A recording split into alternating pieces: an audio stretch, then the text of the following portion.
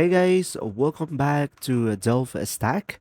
And today we are going to be discussing, can you make a messenger account without a Facebook?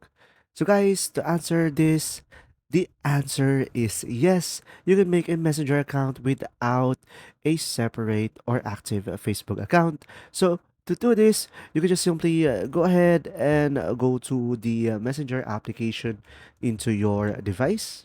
Now, over here on your messenger, as you can see, when you open it up, you will have your account signed in. So, to make an account on Messenger without Facebook, open up the Messenger and select Create New Account down below. And now, here, as you can see, just simply select Create New Account. Now, over here, I could just simply provide the first name and the last name as well. And from here, just simply select next.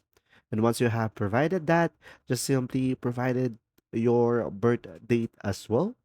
And now, once you have provided your birth date, select set, select next.